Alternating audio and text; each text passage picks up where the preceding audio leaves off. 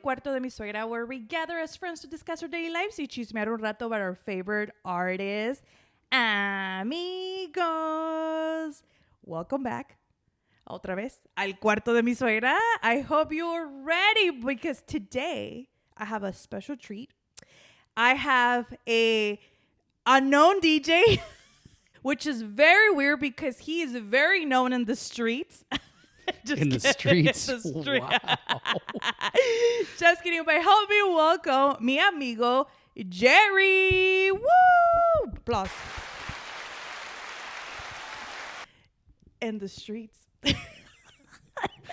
Oh, wow. That sounded terrible, huh? No, but I actually, good introduction. I want to know, why is your Instagram The Unknown DJ? And then you it's a very long Instagram name, actually. It is. Right? It is very long. How long have you had that? Since you started Instagram? Yeah. It's changed a little bit, but it's basically been the same. But if you know Jerry, or about Jerry, which everybody does, he's famous in Santa Barbara. He's also the voice. Tiene la voz de locutor, I told him. I'm like, have you ever been on radio? I have not. Qué pecado. Why? I don't know. You never really liked radio? I don't. I've stepped foot in a radio station maybe twice in my life, and that was when I went to Q105 at the time was once, which then became Q1047, and then Q95.9. I stepped foot in that studio probably 2 or 3 times. I'm thinking the timeline. How long ago was that? In my head, I'm like, That's a long time ago. If you're from the 805, you know.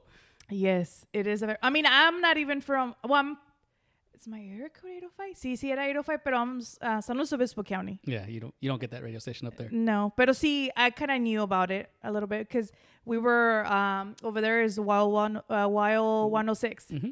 So it's kind of like... I know that our friends, people know each other. So I kind of know a little bit about that. But anyways, sidetrack, Jerry is a very popular guy around here. He is the boss of everybody. I mean, that's what the people say. So it's kind of like an honor. You're everybody's boss. Sure. Do people listen to you? When I talk, people listen. Whether they listen to me is different. I don't talk much for the sake of hearing my own voice. Oh. So when I say things, people are like, okay, he's got something to say, we should listen. So that's kind of where that's... So Jerry, the people that don't know you, the people that are listening from España y Colombia and Brazil, because I have listeners from there, I'm just saying. What do you do for a living, Jerry? Are you is your Instagram name is the true definition of what do you do? The Unknown DJ? It is, pero hold on. Bienvenidos este miércoles aquí por la tarde de los estudios de Cuarto de mi Suegra. Hoy, en este tiempo que son las 5:20 por la tarde, aquí con mi amiga AK. Woo! Ya ves? I think we should definitely have a radio show. I think it would be great. You just like that intro in Spanish, didn't you? Yes, I'm about to have you record that. I'm actually going to clip that and then mix it.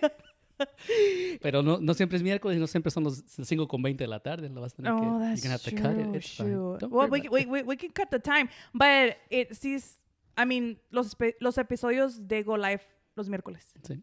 Qué bueno. Sí. All right. So to answer your question, you were talking about, first things first, you were talking about the unknown DJ. Yes. Okay. So. Why that name? Why? Is it just a joke? It kind of was. And it kind of still, I'm keeping it just for the sake of keeping the name. So back when I was brought into the industry by my now business partner, DJ Zeke, I was helping him carry records into a particular club in Santa Barbara, Q's, which is... Oh, yes. Okay. Q's. I was helping him carry records in all the time. I'm going to condense the story a little bit. One night, there was an issue there with one of the staff members. They ended up needing help with me helping behind the bar. So fast forward a couple months, and what would happen is I would help Zeke carry records in. Mm-hmm. I would DJ for the first 30 to 45 minutes. Mm-hmm. And then as soon as I was done, I would hop behind the bar and then bar back or bartend on some nights. Other nights I would DJ the whole night with it, or half and half with Zeke. Other nights I wouldn't even DJ, but I'd be there bar back or bartending. So that's kind of how you started. That's how I started. But how do you know? I mean, if you know, a lot of people do know about DJ Zeke. But do you guys know each other since forever, or what? I met him in '98. So in '98, I was working at a car stereo shop. I was installing high-end car stereos at the time, or high-end car stereo systems. Zeke had just bought his first official car by himself after graduating college.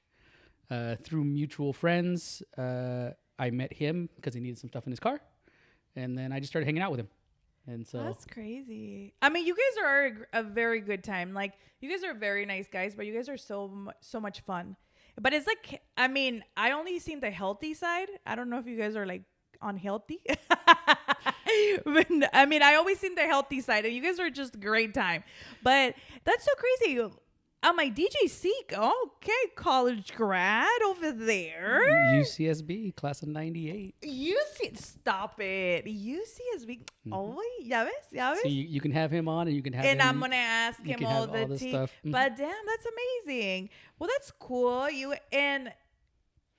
It's so funny that you worked in the, like, kind of doing stereo, because I feel like in general, in the past DJs that I have like interviewed, they all had to do, like, they started with either some sort of like working like in a radio shop or in like a record store or like, you know, like stuff like that. And I'm like, that is super interesting how it just kind of all connects at the end.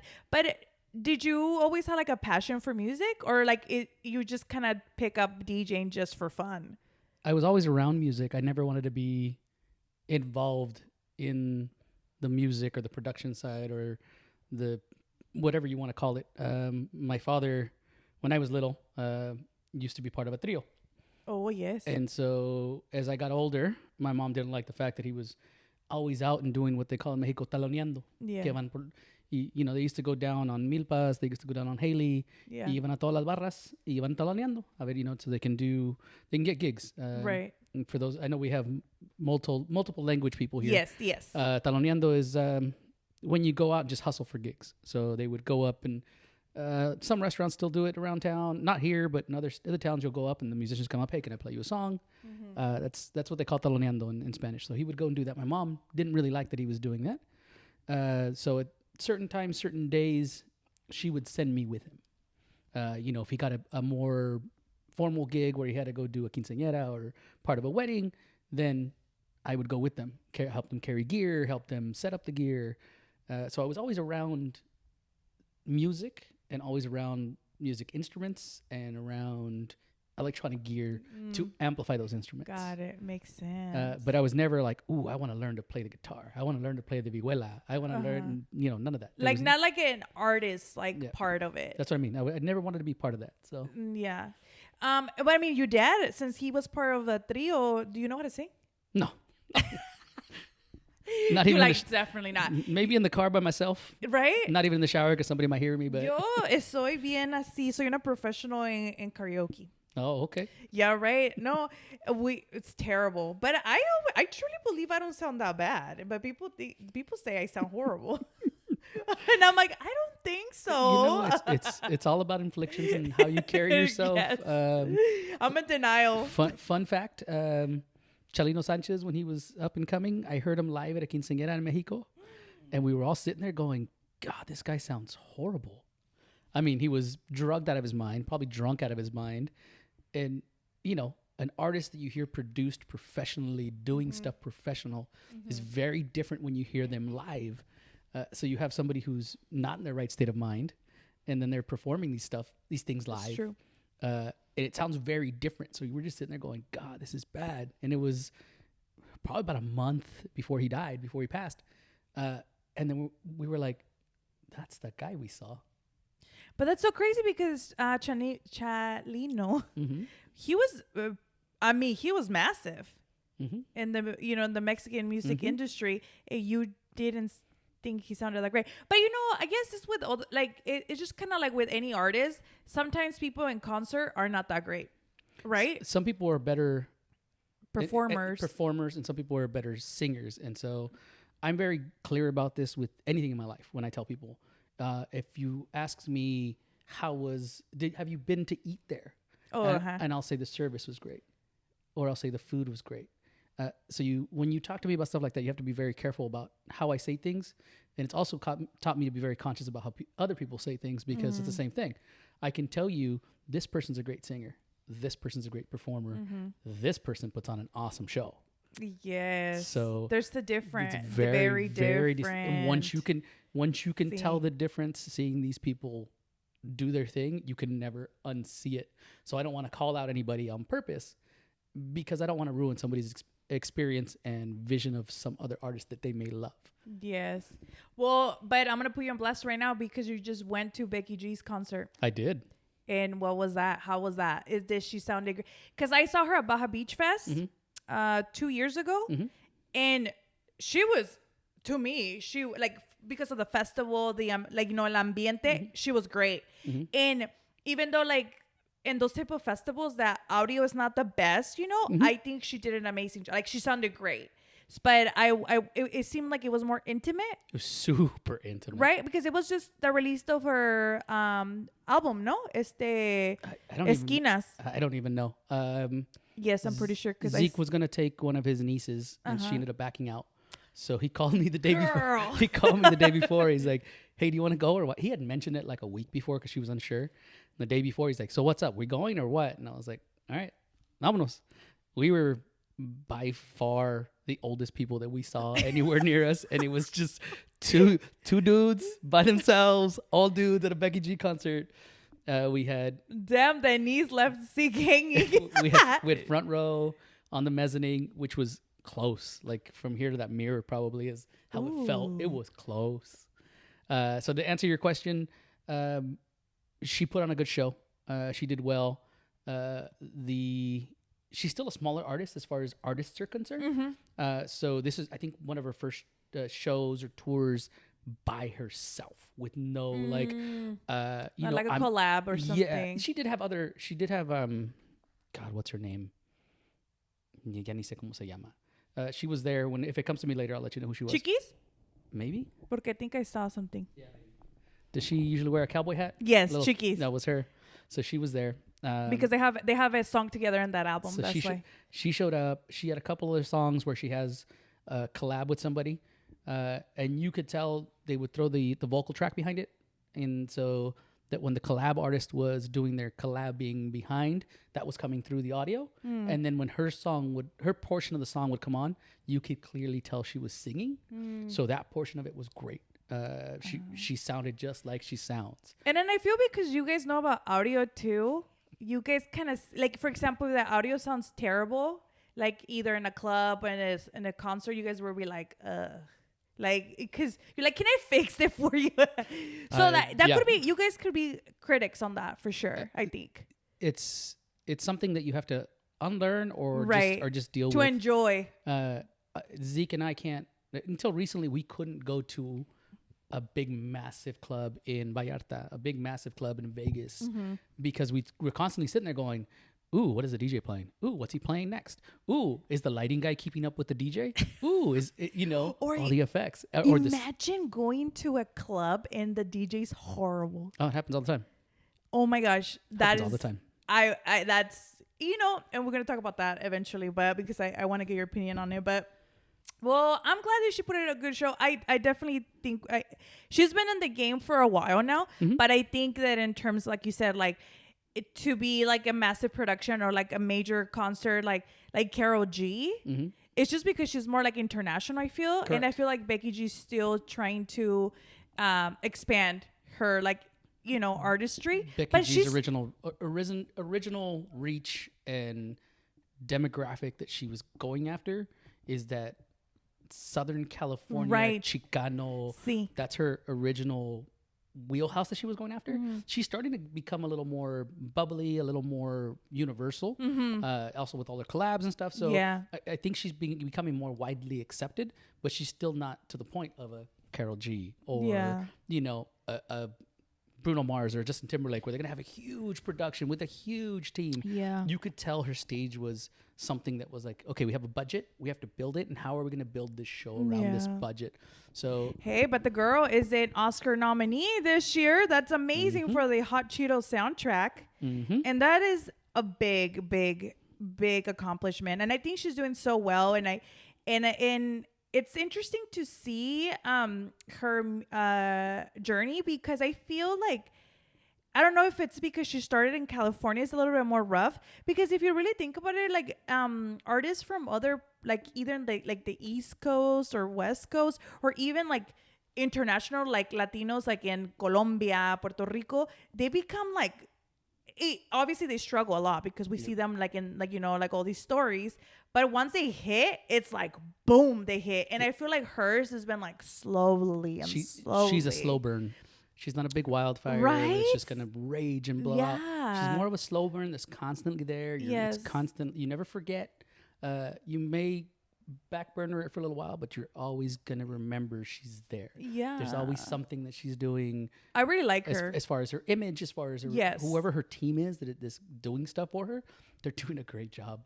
Yeah, I feel like they're just like slow and steady, but it's like, you know, it's secure. And that's what I kind of like that. I like how she's taking her time and really picking like what she's going to do next and stuff like that. But definitely, I know that she did for like, I don't know if it was before COVID. I think it was before COVID. She tried to do like this, like, I think like English song, like almost like rapping, and it was terrible. She's done a couple that I think it was like Green Light or something it's called. It was bad. I was just like, no, girl, no.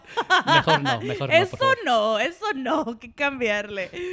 But talking about you guys being very involved, obviously, and very experienced with, I would say, like, in general, with not music, like in terms of like you're not a producer, but like you said, like all the technical side of it, and also like talent. Like I feel like you can pretty much read who has talent in terms of like, now in the case will be DJing.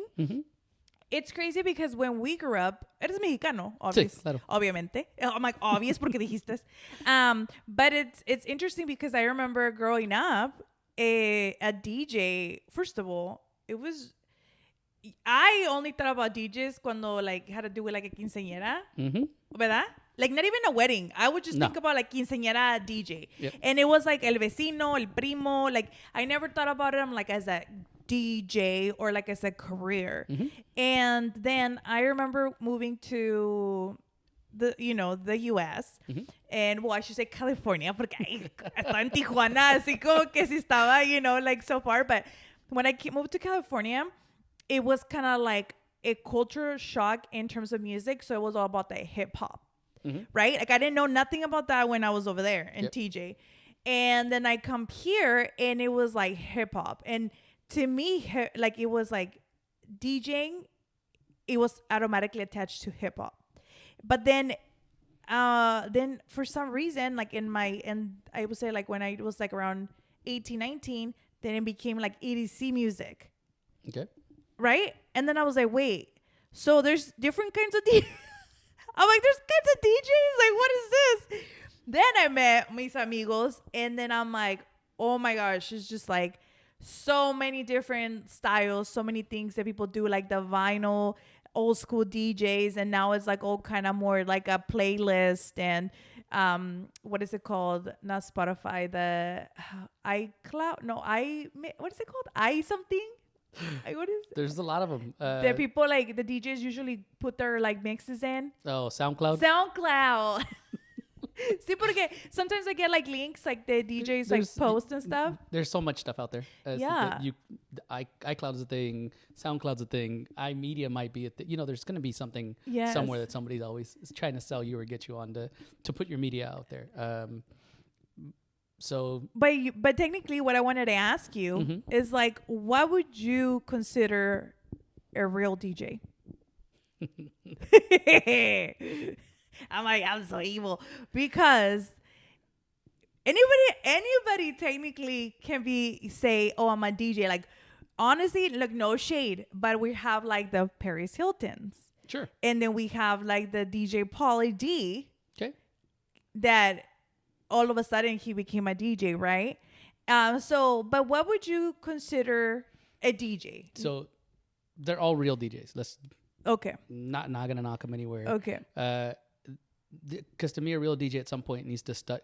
Any real professional in any profession that they do needs to study what their profession is and progress in that profession to be better at their profession.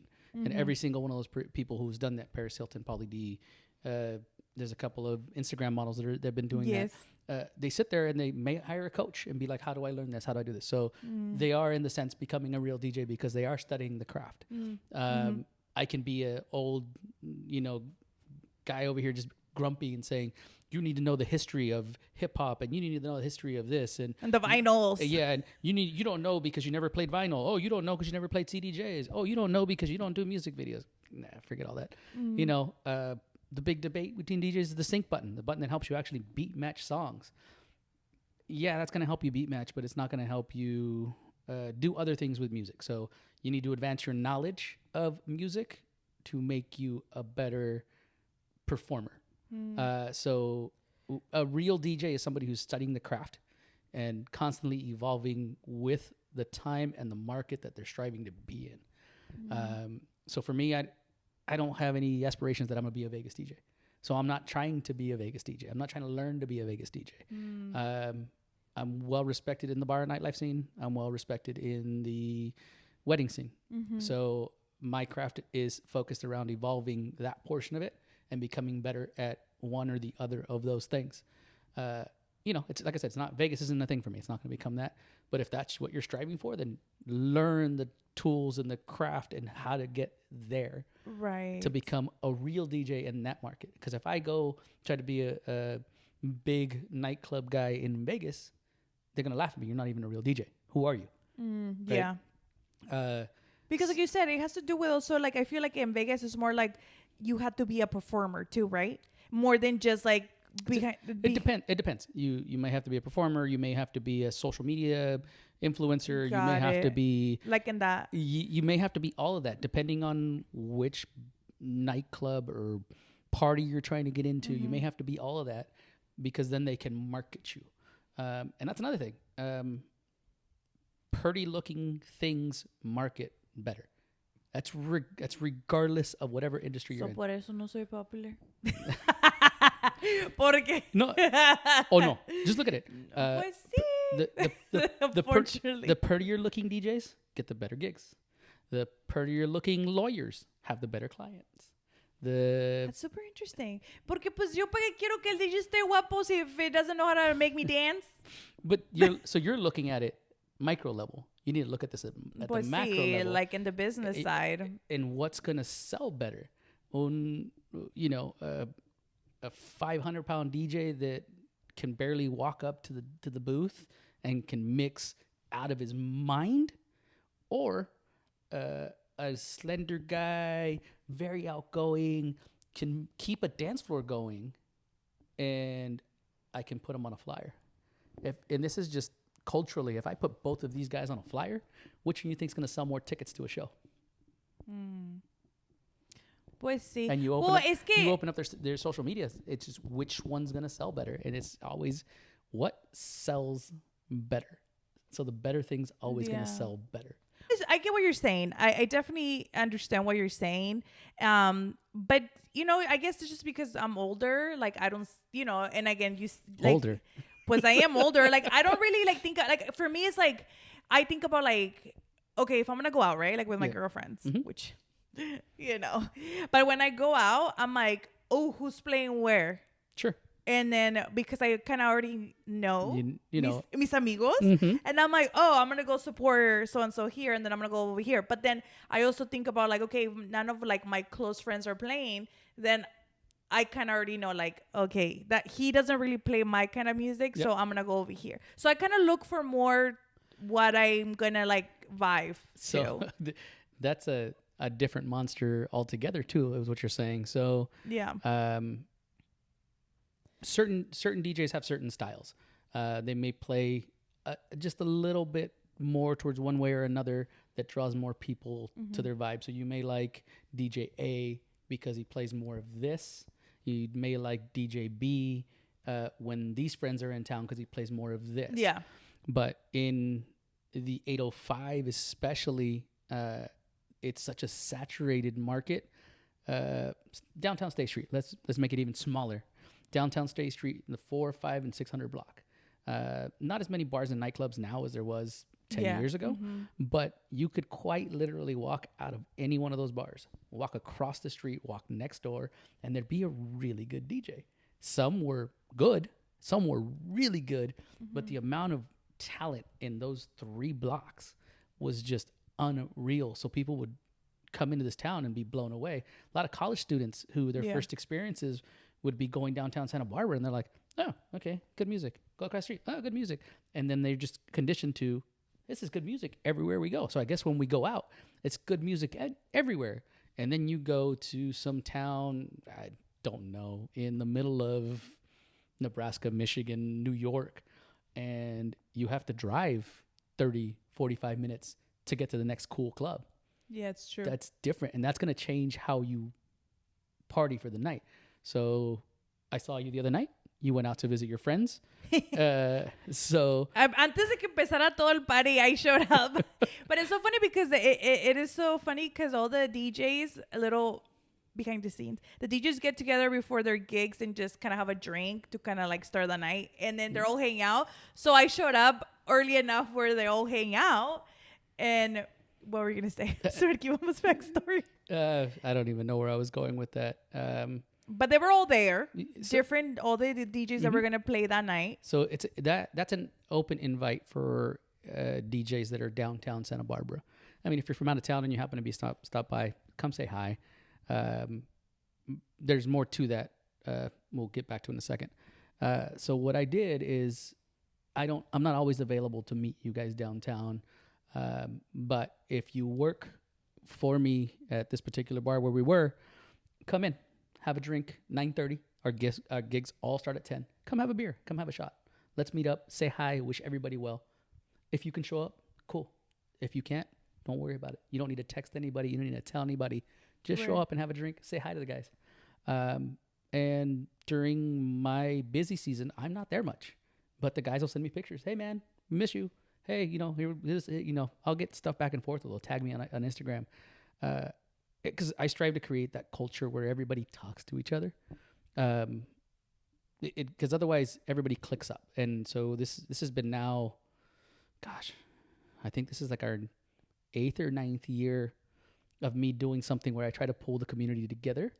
But in the same thing, there's always people who think I'm trying to shun other people out, and that's not the case. I've tried to bring other people in, and they show up. And I always tell somebody, if you feel uncomfortable, bring a friend.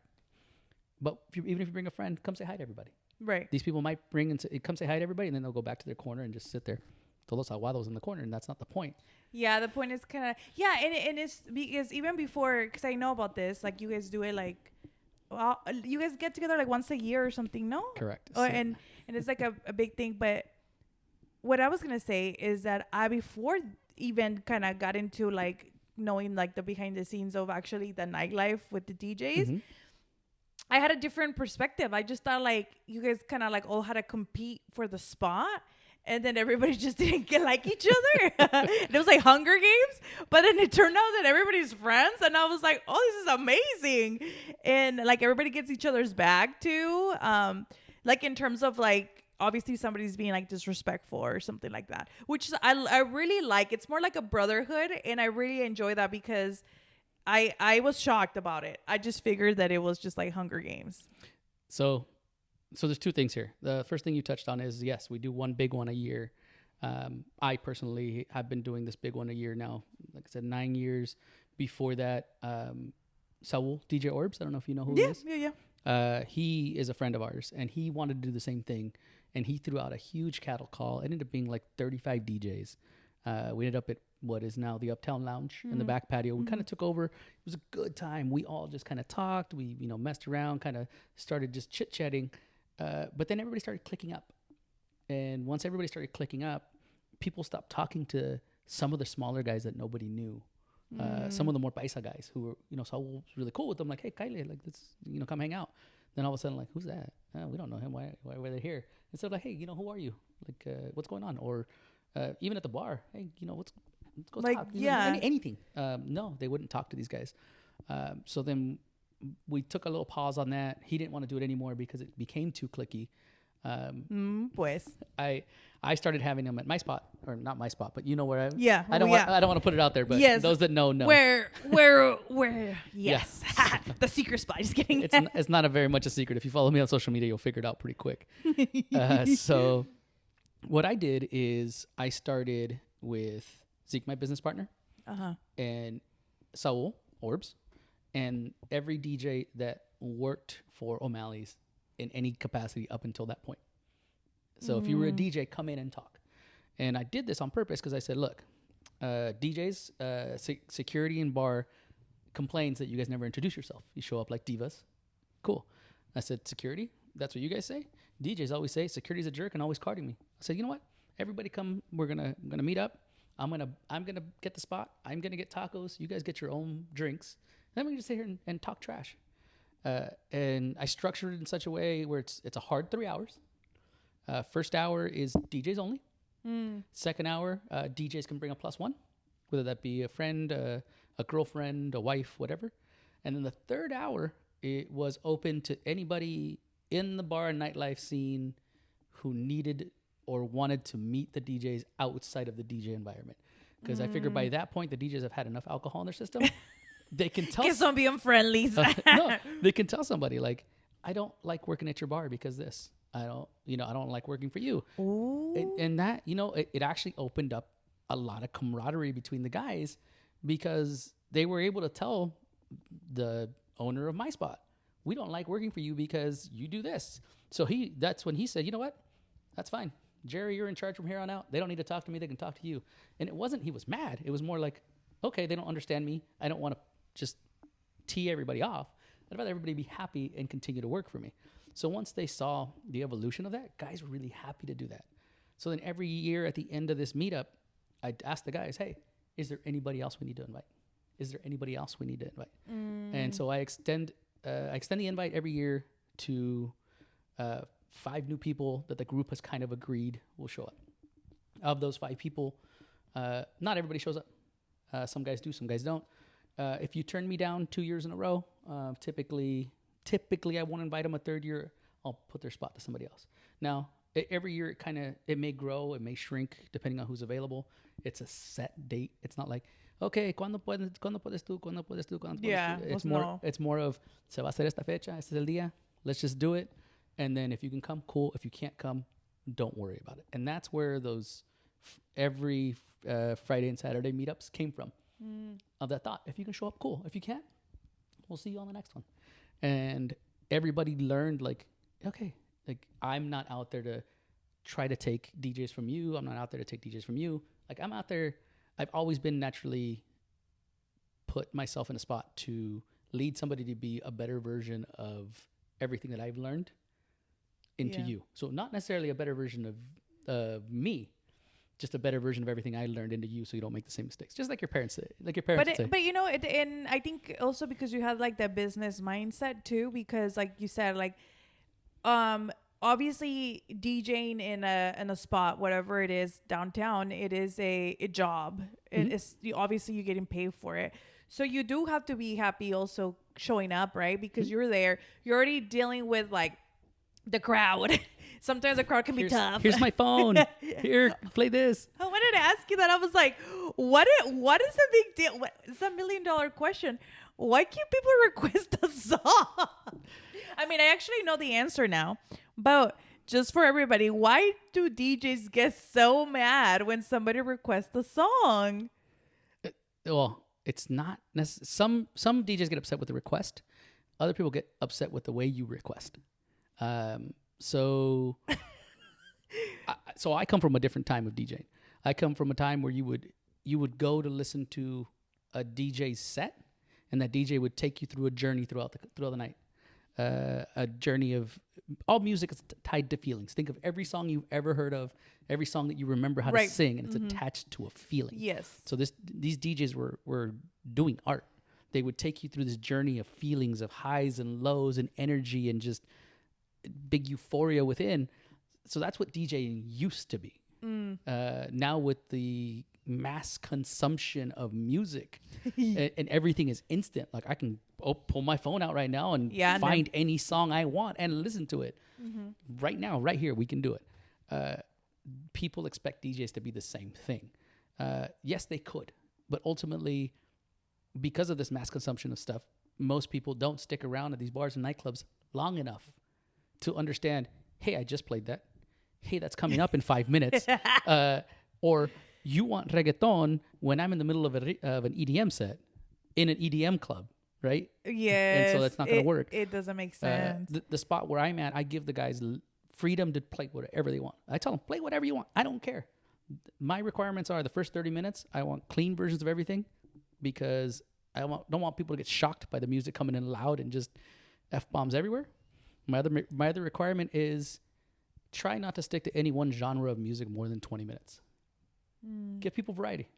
If you need to play a song again, I don't care if you play it 5 times in a night. Don't play it in a row. Play it the next time you come around to that genre. So if your favorite song is Miley Cyrus Flowers, because I don't want to blast anything else, let's just say that's your favorite song. All right. They can play it at the end of this set. When it kills the energy on the dance floor, because it's going to kill the energy on the dance floor, you go to another genre, get your energy back up. And if that same group of people is still there and there's 30 or 40 of them, a bachelorette party that wants to hear it again, when you come back to that same genre, maybe start with that song and then use that to build back up. So you got to play it again for those people. But as a DJ personally, I'm always thinking 2 to 3 songs ahead. Right. So if you come up and go, play this next. It kind of messes up with your whole set too. It can. A lot of DJs can pivot. Some DJs don't want to pivot because they already have a clear path. Maybe the location that they're at has told them, like certain places downtown will actually tell you, you cannot play this genre of music here. You cannot play. There was one particular one here in town in the DJ booth. There was a laminated piece of paper that said, from 9:30 to 10:30, this is what you're playing. From 10:30 to 11:30, this is what you're playing. From 11:30 to 12:30, this is what you're playing. And from 12:30 to 1:30, this is what you're playing. My eyes twitching. I'm like, yeah. So, some locations will actually handcuff the artist, the DJ, to only do certain things. But again, it's a brand. When I was talking about brands, it's their brand. So if you're a EDM club, you don't want the DJ playing, Latino night. Exactly. I mean, well, there's a mix that you can do, I guess, with EDM like music, but I get what you're saying. Like, for example, EOS has their own, like, it has a lot of like theme nights, I feel.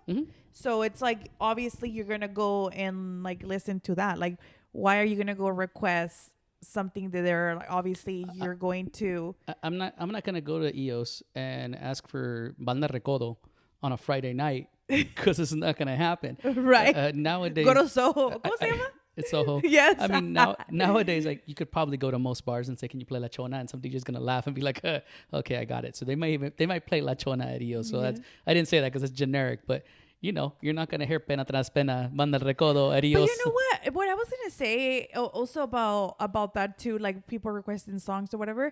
I'm like, also, like, why are you requesting songs if you're not even going to dance? Like, it's super annoying. Like, I remember growing up, and like I said, when we were going to the club and Latino nights or whatever it was, like, you will go to dance.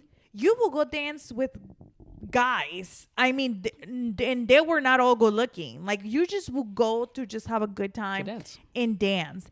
And like, why is it now? Like, what happened to that vibe? Like, it's very rare. At least if people are like you said, like it's a girls' night or whatever. Yeah, girls are always dancing. But like, I feel like even before, guys will dance. And now they just don't. And then I'm like, well, they're always like in their phones. And I'm like, why go out? Like, I don't understand. People are so uncomfortable dancing. And most DJ booths have a good vantage point that you can see it. I can see people and I'm playing music and I can see it. I'm pulling at their heartstrings. And it's stuff that they would normally dance to.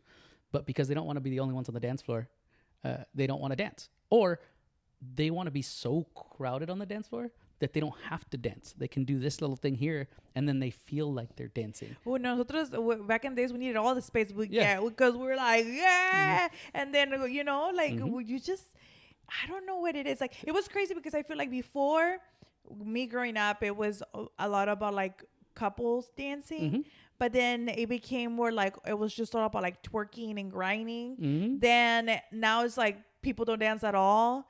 And then I'm just like, okay. And I don't understand. I'm like, also, I was watching a TikTok and I was like, what happened to the photographers at the clubs? Remember those guys with the pictures? And I would like be all hyped up the next day waiting for the picture to load in the social media so I can load it and post it in mine. And now it's just, I mean, because I guess people have phones. They don't do that. That was a lot of that going around.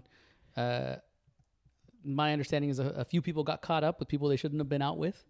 So that became no photos, because then they're están. Oh, pues no, pues And then they would also ask the bars and nightclubs, hey, someone's got to pay to host all these pictures somewhere, and someone's got to pay for my time to be here. They weren't charging a lot, but the bars and nightclubs were just like, it's not worth it.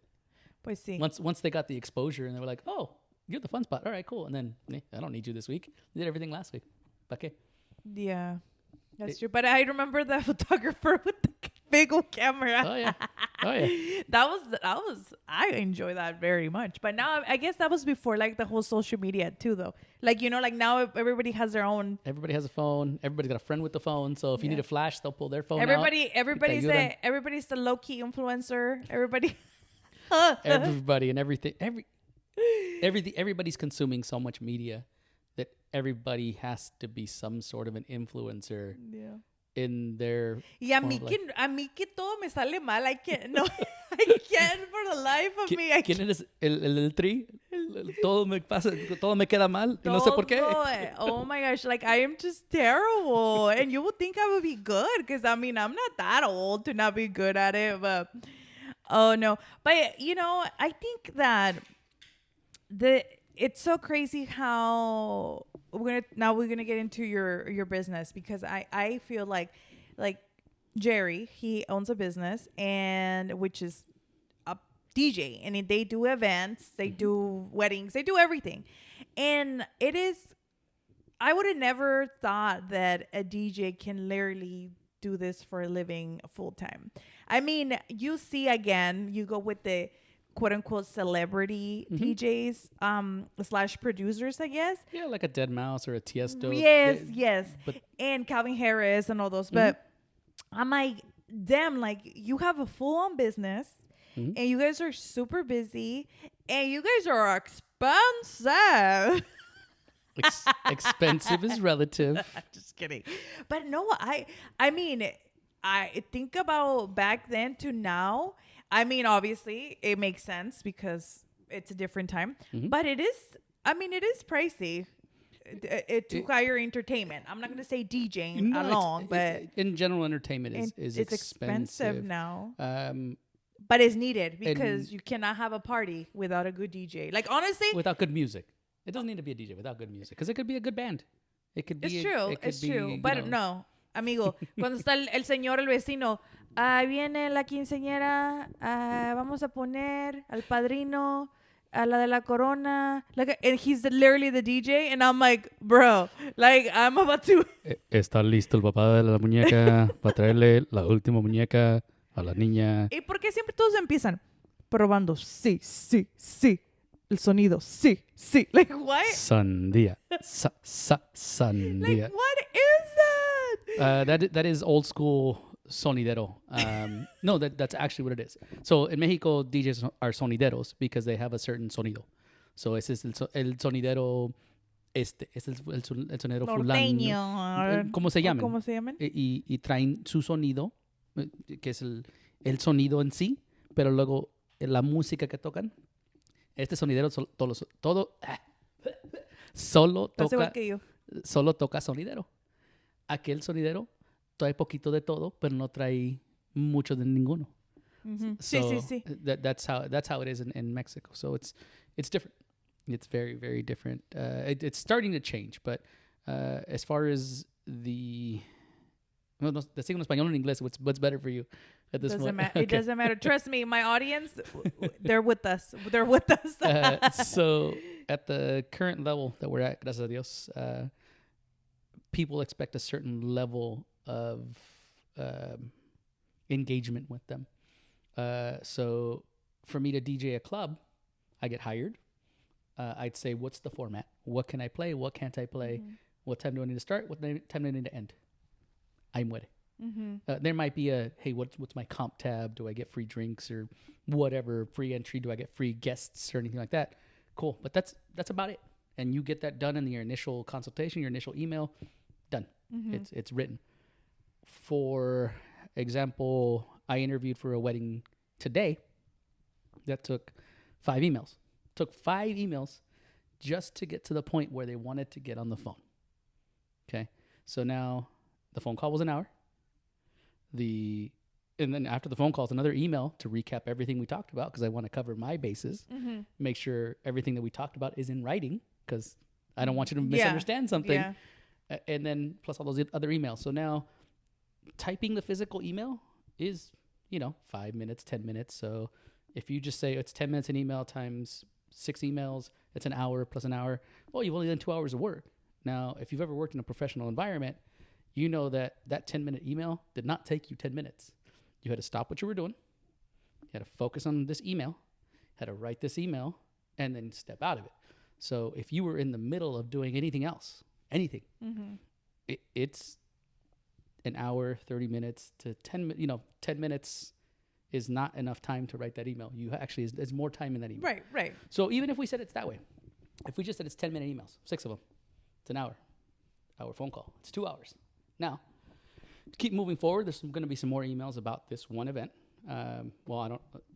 Pues, ¿quién se va a casar con tu email? It happens. It happens. It's crazy. Depending, again, it's the clientele that... a lot of the clientele we deal with, and now the coordinator wants to know, what time am I showing up? What am I going to wear? Am I bringing an assistant? What time do I need to leave? Details. It's all the details that start coming up, and all of that keeps getting touched base on. And then fast forward to my process is the week before the event, the wedding. I'm prepping I'm calling the client and going, hey, your wedding's in a week, or emailing at this point because I don't want to call them. Your wedding's in a week. All your music is due by the end of the night. Anything after today is not guaranteed. So any changes need to be done now. The very next day, I am prepping all of their music. It's done. It's sorted. And that's for the next week. Right. So now I'm dealing with this week too. So if you start shuffling the way this works, so now you follow the next week, the wedding, let's just say it's in town. I had to drive to the wedding gig. I had to set up the gig. I had to be there 2 hours. I had to drive there, and then I had to be there 2 hours before to unload and set up. Do the whole event, finish the event, and it's an hour to tear down. Luckily, and then some DJs may even have to get home and unload all their stuff into their storage. God forbid, you got to drive to your storage yard, put everything in your storage, and then drive home. And if you have to gig in the next morning, you got to drive back to the storage. It's true. And it's all time. So when the client says, "Why are you charging me so much?" It's only 5 hours. It's not only 5 hours. So little AK, you better pay up, girl. But it is so true. Para unos hay otros. And I tell people all the time, I may not be the best DJ for you. If budget is, it matters. If budget matters more than the experience and the quality, then and I don't want to say it like that because it sounds rude, but I'll even ask people sometimes when they say, "Ooh, that's too much." I go, "Okay, what is your budget?" And they may say, "My budget for this is only this much." And I go, "Okay, cool. Tell you what, there's a couple of guys I know of them. I don't know them. Here's their information. Contact them at your own risk, and deal with them at your own risk. Mm-hmm. But I think they're going to be in your price budget." There is times when I've done that, and it's I'd rather give you the information to have you make an educated decision to move in the direction that you're going to move and lose you as a client than give you false information, gain you as a client, and then your expectations in the wrong place, and then I'm a jerk. Yeah. So that's just that's the way I've always operated with anything I've done, and it's been very helpful with the current business because I don't close all the deals, but we close a higher percentage than we don't. But a lot of people come back. I'll be the initial phone call because my phone's always attached to me and I'm always answering it. It keeps going off in my pocket and I haven't answered it yet, but people are always so happy that I always answer my phone that when I don't, they're like, "You okay? ¿Qué pasó? ¿Por qué no me contestas? Tan peor que La tóxica." la tóxica. No, but you know, I have learned so much from just the DJ industry, like because of friends and what I hear. But I have such a, like I always say, I have such a different view on how hard DJs work, how their value. I feel like it is so important to have a good DJ because they basically carry your event. It doesn't matter even if you, I don't know, say you hire mariachi, just say. Most of the time, they want to use the DJ's sound for something. Or they're like, oh, nos pone esta canción de atrás, or like, you know, whatever it is. The DJ is so important. I feel like like in some sense, depending on the event, there are the entertainers. And that's why I said, like, if you're also gonna, with anything, you're gonna pay what you're gonna get. So, you know what I mean? Like, obviously, when you're not buying something super expensive, it might not last, you know, as much or whatever. You know, might like it as much. You might not fit as well. It's the same thing with like, you know, the experience. Like, I'm telling you, there's some DJs that I'm just like, I'm about to take the microphone away from you and I'm just going to do it because I just can't. Because Bienvenidos todos a este escenario. Hoy en miércoles. Ojalá se estén divirtiendo. Sí. Aquí les va esta canción y va así. Sí, exactly. O ya pueden pasar, agarrar la birria y por favor no agarren doble plato, nomás uno. And I'm just like, what are you saying? Por favor, no se lleven los centros. Por favor, los centros no se los lleven. No son de recuerdo. And you know, I get it. I like I said, I get, like you said, there's people that could afford massive events, massive, you know, parties. And there's people that they would like to have a party, but they don't have the same budget. And that's totally fine. But don't be also like, ay, pues como si fuera quién, porque está tan caro y porque. For every budget or para cada persona, para unos hay otros. And it's basic economics. It's the law of diminishing return. At some point in the current thing that you're looking at, you're going to get to a dollar value that from the first dollar to the second dollar, you get double the value. From the second dollar to the fourth dollar, you're still getting double the value. From the fourth dollar to the fifth dollar, you're only getting 1.5. From the fifth to the sixth, you're getting 1.5 again. It just kind of diminishes in the return of what you're getting, and that's going to depend on your event. If it's a super high-end black tie event for the Grammys and they need a DJ, they're not going to hire me.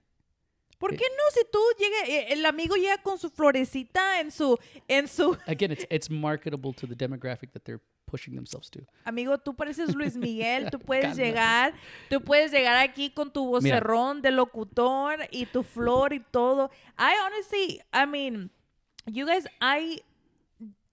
funny story. My husband went to recently. It was from Fiestas, and DJ Zeke did the Dignitarios at the zoo. Sí. And my husband came home, and he's like, because he doesn't know all the DJs like I do, okay? Porque, you know, your amiga. No, pues well. Soy amiga mundial. No, but he's like, you know, it was a good, because he got invited by his friend. Y no me invitaron. But anyways, I was at home, and he's like, damn, you know, it was really cool. It was really packed. Because actually this year was packed. It was the busiest year on record. Yes, I went the year prior, and it was still kind of like, it wasn't as full. I talked to somebody from the board, and they told me it was their busiest. Yeah, it looked like super crazy packed. And because it's a small space, if you think about it, where they do it. I mean, it's not small, but it was just crowded. 2,500 personas que caben ahí, más aparte lo que cabe afuera. O sea, ¿estás chiquito? Pues se me hace chiquito. It looked really packed. But anyway, so my husband gets home and he's like, it was such a good time. He's like, but the DJ was so good. And then I was like, really? Who was it? I was like, pues, ¿quién fue? I was like, in my head, I'm like, pues, there could be so many options, right? Uh-huh. So I was like, who was it? And then me meto ahí a la chismiar y pues ahí se ve, luego. And I was like, oh, yes, el amigo Zeke. And it's just because it's not just about, obviously, the music and knowing what to play, but I think it's you guys. It's your vibe. You guys are a good time. So, like I said, we're come from a different school of DJs where we want to take you on a musical journey. Yeah. But we've also been DJing for so long that we can read a room and we can say, okay, because we're thinking 2 to 3 songs ahead, I want to take you on this path that goes this way. And I start going this way and I go, ¿sabes qué? No sirvió. Let's go this way. And our knowledge of music can say, okay, vámonos para acá. Sígueme. Mejor vámonos para acá. Yeah. You start weaving in and out. Yeah. And then you weave your night together and give everybody an experience versus just music. Yeah. It's and I think it's so important. Were you there? I was not. I was in Vegas. Ay, ¿y qué estás haciendo en Vegas? ¿Party? ¿O trabajando? Mucho party. So I help manage the entertainment, the spot there. And so that's my safe space. If I go out and I'm having a good time and it gets boring, I go back there. It's always fun for me there. And I've never, ever, in all of my years I'm born and raised in Santa Barbara. Never, ever have I done mariachi festival. Have I done... nothing of the local events? I have not done the mariachi festival. I have not done the full experience of the placitas. I've never done the full experience. I've done a lab through all of them, but I've never vamos a ver. ¿Por qué? No sé, nunca lo he hecho. I've never done Dignitarios at the zoo. I've never done La Fiesta del Presidente. In some way or another, I've been kind of around it, but never there. So this past year, 2023, I looked at the schedule on the calendar and I looked at Zeke, my business partner, and I said, hey, let's black out the whole week of Fiesta. Let's not book any events. Let's just focus on, we had a busy season. I said, let's just focus on resetting and having some time off. He's like, I don't know how I feel about that. And this is what he did. So I said, okay. So I turned around and I booked myself a flight to Vegas. And I said, I'm leaving, I think I left Wednesday. I'm leaving Wednesday to Sunday, or Wednesday to Monday, I think almost. I'd left for the whole duration of Fiesta because I was like, I'm going to be a tourist. I'm going to stay in town. I'm going to go do all the things. And I said, if I stay, I'm going to end up trying to go to Mariachi Festival and then I'll end up back at the spot working, or I'm going to do here and always worrying about this. So I took off to Vegas and he was like, that's a really good idea. And then right as he was going to book his flight and his hotel at the same time I was, they called him from Dignitarios and they're like, hey, can you do the event? So he's like, all right, then I can't go. He's like, I'll leave on Friday morning. So yeah, I think I must have left on Thursday. So I ended up in Vegas by myself, solito y mi alma in Vegas, Thursday of Fiesta. It's fine. I know people over there, so we go out there enough. And a friend of mine is a VIP host out there, and he's a friend. So I asked him, I said, what's going on tonight? He's like, oh, I'm hosting at this lounge. Come and hang out. So I went to the lounge and se cuenta que estuviera con los amigos. Well, yeah. No, es que cuando conoces a la gente y, you're cool like that, todo el mundo te va... Tienes connections. Yeah. When you've been doing it this long, you know people everywhere. Sí, but how long have you been doing it? I started at the place that gave me the name, The Unknown DJ. So as far as DJing, it was there. And that was in 2001, 2002. So that's 23 years now. That's crazy. I know. Most DJs start when they're young. Well, from the school of DJs that I'm from, most of the DJs from my school of DJs started when they were 12 to 15 years old. So for me to start when I was 21 was like, oh, estás viejo cuando empezaste, es loco. It's if you put it that way, yeah, but because a lot of the guys started really young, like either when they were in high school and they would do the parties, and then when they would try to get at the clubs and all that. But I mean, I think that's a perfect age too, because I mean, you're old enough to actually get in. Yeah. And to like, really get. But I mean, it is crazy. There's just so much to DJs, and now you have this like, you guys have a pretty successful business, but you are able to do that full time. But like I said, you guys do like different kinds of events. You're not more. You guys don't really do like the nightlife anymore. Last year was a severe cutback in nightlife for us, just because we were so busy with events. Mm-hmm. It was hard for me to say, yeah, I can do a Friday. Yeah, I can do a Saturday. Yeah. Because it didn't make sense. Mm-hmm. But then if I had, there was a couple of weekends where there was multiple events a day. So Zeke would go to one, I would go to another, and then we would have Saul working a third event. So as a company in one weekend, we would have 7 or 8 events.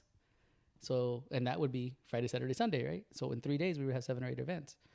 There's no point in me saying, yeah, I'll do your bar on Thursday when it's not, it doesn't pay enough. Por la desvelada y todo. La desvelada, la cruda que te va a tocar, just all of it, to then go into a super busy, like, in those 3 days, we'll put in probably 40 hours in 3 days. Yeah, that's crazy. See, I mean, busy, but making that money, honey. Like I said, we're calling the client for next week, this week. So this Friday, I'm calling the client for next Friday saying, hey, this is going to happen. So I'm up in the morning calling them and then double checking the music for today, and then going to the event and then doing the event, right? And then if I get home and I can't sleep, then I'm emailing the client for next Saturday, or I'm waking up early in the morning, emailing the client for next Saturday, looking at the Saturday list, driving out to the event, doing the event, putting everything away, doing it all over again for Sunday. So it's the event time may only be 6 or 7 hours.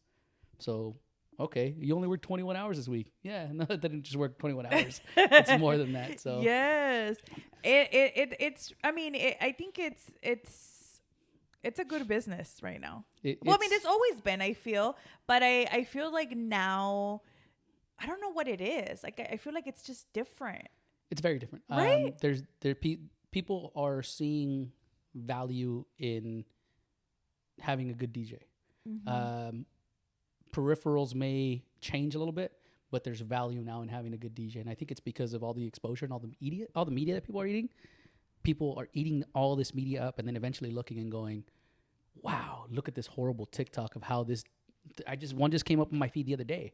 And it was, I don't have TikTok, so I watch TikTok like a grown adult.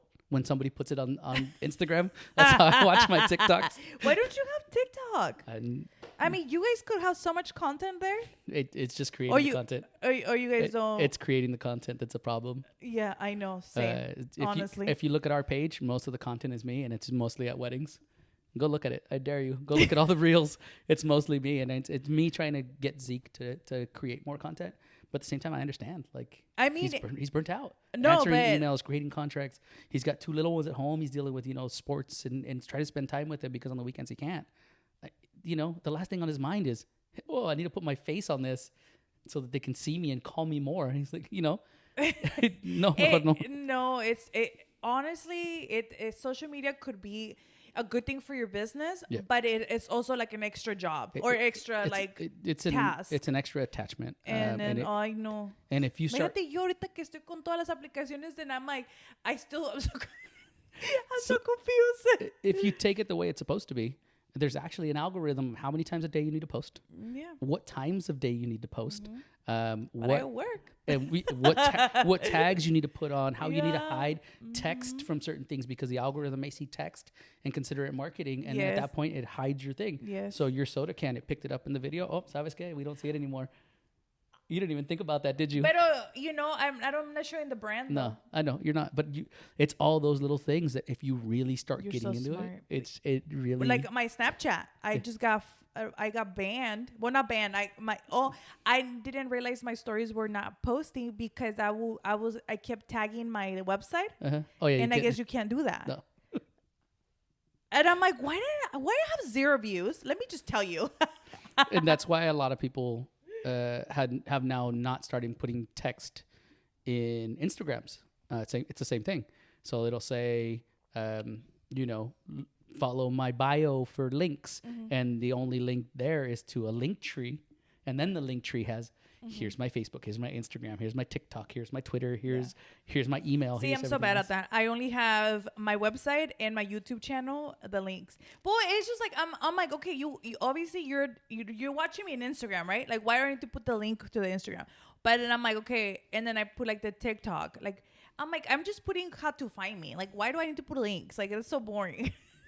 Because people are just so lazy. They just want to click and then go. Including myself. We're inherently lazy. Yes. So what's the easiest way to do this? How many times have you opened Facebook and see somebody? I don't have Facebook. How many times you guys, how many times have you opened Facebook and seen? I'm the only one without Facebook, I think. ¿Estás bien? No lo hace.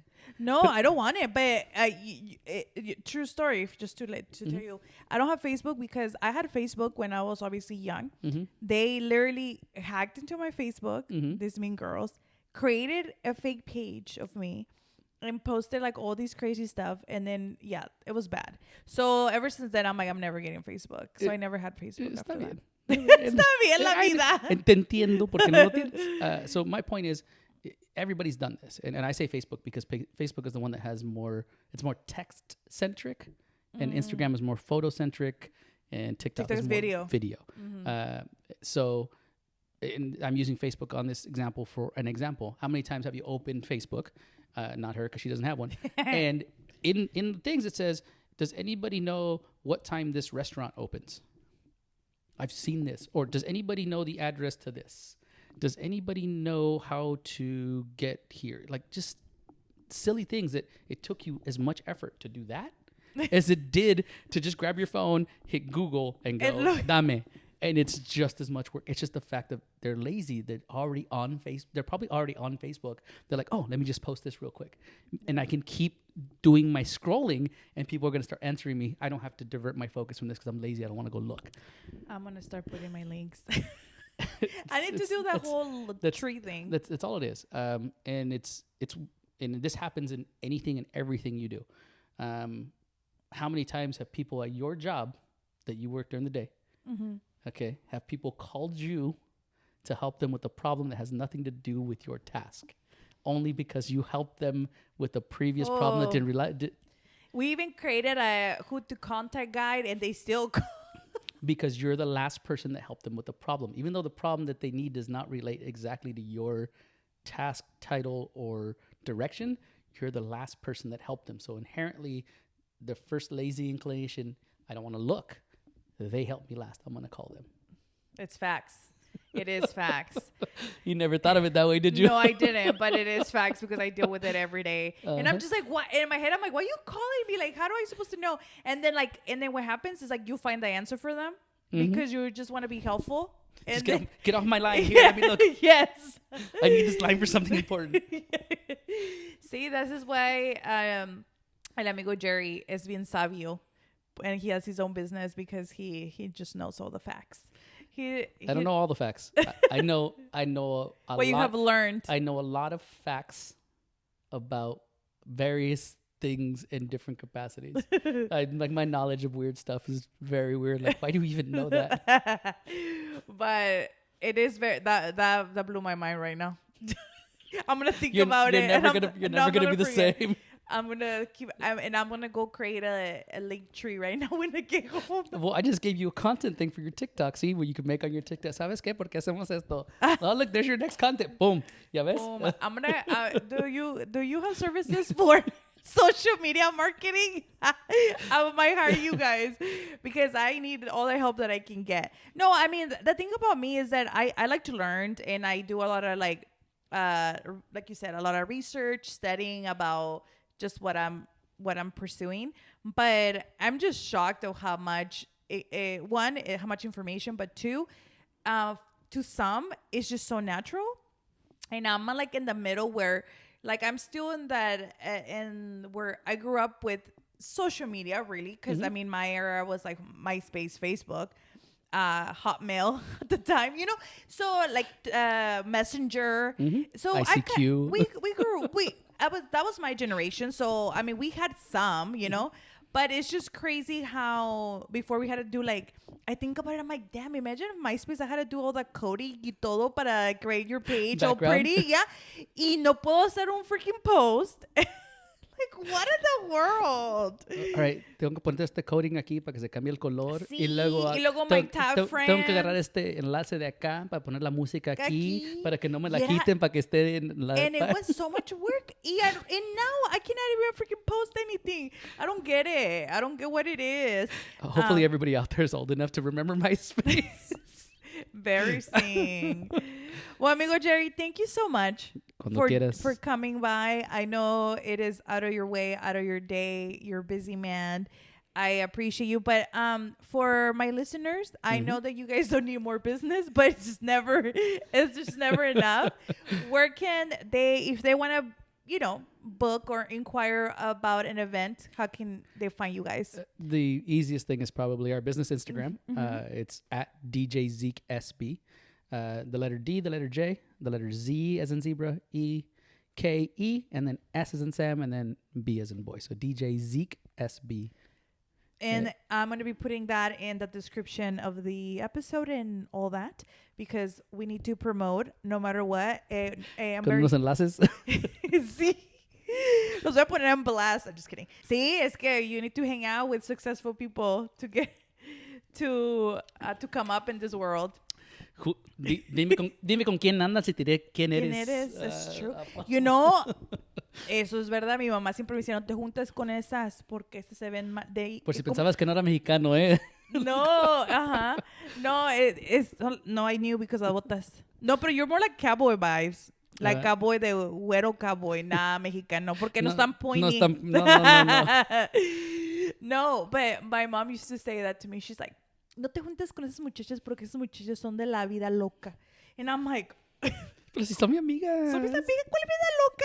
But it is true, Con ese tonito que ahorita te dicen así tus hijos y pero son mis amigas. And I'm like, okay, girl. No seas así. No, but actually, I'm lucky. Mi hija y sus friends are just so calm. Pero en la escuela, yo creo que son the worst. I don't know. Pero conmigo se portan bien. As long as they're not calling other cheerleaders by bad names. Oh, no. No. Well, in case you didn't think I was listening to your podcast before. Yes, I was pissed. You don't even know. You see, like I said, you got to do research on the subject to get better at what you're doing. Yes. And to be honest, I hadn't seen very many of your podcasts. Espérate. That disrespect. But when I have so many. When you said come to the show, I sat and watched a few podcasts. My ADD kicked in on us, a couple of them, and I started losing attention again because it's not consuming enough media at a time. Yeah. Because you're doing a show. It wasn't, not much more to it. Yeah. But I was able to listen to a couple of your things and get an idea of how you conduct your show. So when I got here and you were talking me through your process, it was welcome, but I already kind of understood what your process was here. Sí, es que, again, we're professionals. We do this. Come prepared. You come prepared with the facts, with todo. No, I always say, like, the concept of the podcast, people can take it different ways. But for me, it's more like I want my guests to feel like if they're talking to, like, an amiga, like just hanging out or... Amigos. And I mean, I always kind of changed, like, I tried to, like, again, learned and then kind of change the structure of it. From if you listen to the first episodes, you will just die. You would just die. But the reason I put it, I mean, obviously, when I started, I posted them because that's the content I had. But I would never go back and delete episodes. I think that is just, like, that shows your growth, your history. Like, why would I delete them? Like, I mean, and that was hard work. It was hard work there. It's hard work now. During COVID, the shutdown, I learned to stream from home. That's how I was making money. And you can probably go to my page and find those old streams and then find some of the new streams, and you can see the evolution of the quality of how that all worked. Well, yeah, like, I mean, I never used to do video, and now I'm trying to do that and learn how to edit and stuff like that. But that's just not, I mean, obviously, like, eventually my whole, I guess, goal would be to have, like, my own studio and stuff, but with, like, a whole production thing. But I don't know, to me it's just like I'm learning, and my my audience are mostly in audio, which you will be surprised because I'm a very visual person. Yep. But I'm also like when I'm like working, like if I'm working from home or something and I, need to focus on something, I actually do need to be listening to something like either music or whatever, the radio. Just something in the background. Yeah. Not quiet. And I listen to podcasts and it's just like, it's great. Yeah. And that's the way I consume podcasts. And that's just because that's my own ADD or ADHD or whatever you want to call it. I need to always be going. My mind always needs to be going and something needs to happen. So I can't just sit there and watch a podcast. But if I'm in the car and I'm driving, I can listen to a podcast all day. Yeah. And ideally, I actually turn the podcast speed up. So you that do? I do. Interesting. Once you do that and your brain adjusts to the faster speed of the podcast, it actually keeps you more engaged because the lulls aren't as big or as high. It actually, you have to sit there and keep going through and listening. That's me personally, how it keeps me going. But I think it has to do with your whole like audio part of your knowledge because not everybody would know that. I encourage everybody just because I do that when I try to edit. Got it. Yeah, then it's gonna mess you up because you're gonna go fast and then you're gonna slow it down to catch the break, and the inferences and inflections and stuff. So also when we're talking, it's something that we do naturally because we're used to talking on a mic. We will put hard stops in things. So now if you need to cut, there's a spot where I said if you need to cut, then you can cut, right? Yeah. But we're naturally doing that. Not everybody does that. Not everybody keeps a cadence to keep going. Yeah. So sometimes it just, if you're going fast and slow in audio to edit, it's going to sound weird to you because you're going to hear chipmunks and then no chipmunks and then chipmunks and no chipmunks. You turn it up to like 1.25, not even 1.5, like 1.25. It's just fast enough that you have to pay a little more attention. And once your brain adjusts, you're just flying through these podcasts. Fun fact. ¿Sabes qué? Fun fact. I'm going to do that. The more you know. The more you know, the better your life is.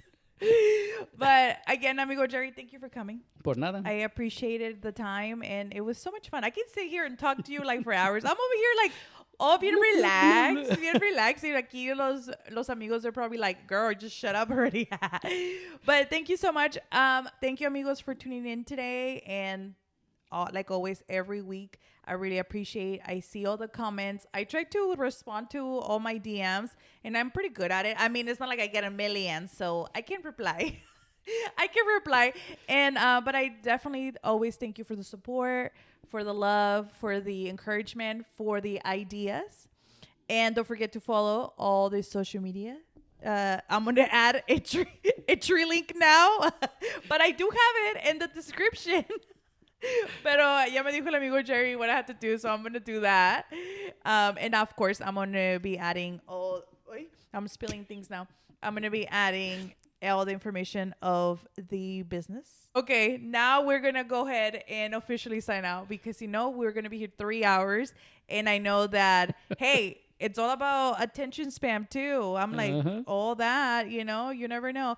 But it's always so good to have good conversations. That's what the whole concept of my podcast is, to be able to have good conversations, to learn, maybe, Amigo Jerry nos dio mucha información. Very, very informative. But it's like, it's fun and people can relate to. It's not so much like, oh, we're talking about business and it's like boring. You know what I mean? So, but thank you so much again. Once again, you're very welcome. I thank you, Mis Amigos Club, for tuning in. Again, don't forget to follow both of our social medias. And if you ever need any services of entertainment for your special event. Aquí la amiga AK llega con su karaoke. Aquí voy a llegar. Oye, yo me los voy a colar como MC. Como karaoke, ¿no? Es que no dices que si la armas para el karaoke. No. Van a correr todos. Van a decir bye. But I am good for entertainment purposes. Bueno, amigos, buenas tardes aquí en este miércoles. Que la pasen muy bien ahorita a las 6:43. Que les vaya muy bien en este miércoles. Y para la próxima, aquí nos vimos con la amiga AK. Hasta luego. Bye, amigos.